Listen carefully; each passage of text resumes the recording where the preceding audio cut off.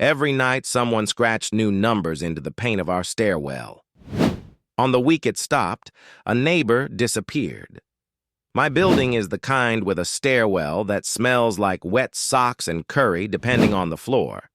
I take stairs because the elevator is performatively broken.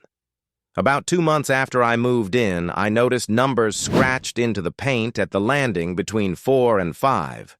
Not graffiti scores. Fresh, shallow, made with a key or a coin. 4-5-2/10-17. Next day, 4-5-2/10-18. I thought, teenagers. And then I thought, pattern.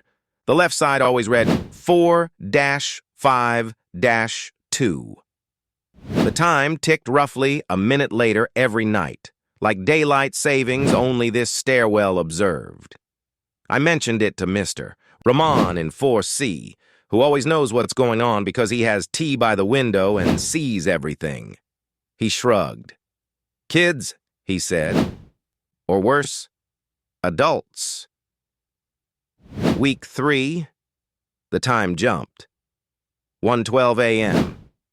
The next night, 1:13. The scratches were deeper now, the paint curling like fingernails. I set an alarm for 1:10 and waited by the door. The hallway at that hour sounded like refrigerators thinking. At 1:12, the stairwell door clicked, then eased. I stepped out and saw no one. Just the numbers from yesterday, chalky against the green wall. I stood there like a detective in pajamas and felt stupid. At 1:13, I heard feet. Not running, not sneaking, just arriving. They stopped on the landing below. I leaned over the rail. A woman stood with her back to me, hood up, scratching the next minute into the paint with a house key. She looked like the hundreds of people I pass in hallways who smell like soap and hurry. She finished the 3 in 1:13, blew on it like ink, and walked down. Hey, I called. She didn't turn. The next day, the super painted over the wall, mint green, turning the old numbers into tumors beneath the new coat. That night, 1:14 reappeared in fresh scratches through the paint. I started seeing the woman around, hood down, hair short, face forgettable, only if you wanted it to be. Mailboxes, trash room. She never met my eye. The numbers climbed, 1:15, 1:16. I asked Mr. Rahman again. He sipped tea. I hear a door at that time, he said gentle. Someone leaving, someone coming. Same thing at night. What's 4-5-2? I asked. He shrugged toward our building. 4th floor, 5th landing, 2nd step, or apartment 452? We don't have a 452. The night it stopped, a flyer went up on the front door. Missing Kara J.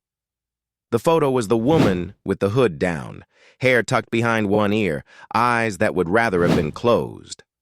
Last seen, leaving for work. I told the officer about the numbers. We'll check cameras, she said. Professional, kind, busy. Our cameras film the back of your head and the front of your doubt. I went to the stairwell and touched the latest scratch. 1:23. Fresh paint still chalky. I watched the landing for an hour no one saw. No feet, no keys, no woman. A week later, another set of numbers appeared above the old. 4-5-2/657. Next night, 6:58. Daylight hours. The scratches were clumsy, deeper, as if done in a hurry by someone who had never used keys to write before. At 6:57, I was on the landing pretending to tie my shoe. A man came up from 4, face flushed, work badge swinging. He scratched 6:58, then stopped, staring at the wall like it had said his name. He dropped the key. His hand shook. She's my sister, he said to no one. We became a ritual me on the landing. Him scratching the next minute, both of us waiting for the day the numbers reached 7:15, the time the flyer says she was due at work. On that morning, the scratcher didn't show. I stood alone in the stairwell with an unfinished number and the smell of paint that never dries. I bought a cheap door camera and pointed it at the stairwell door. The first night I recorded, the feed froze from 112 to 123. The second night, it froze from 6:57 to 7:01.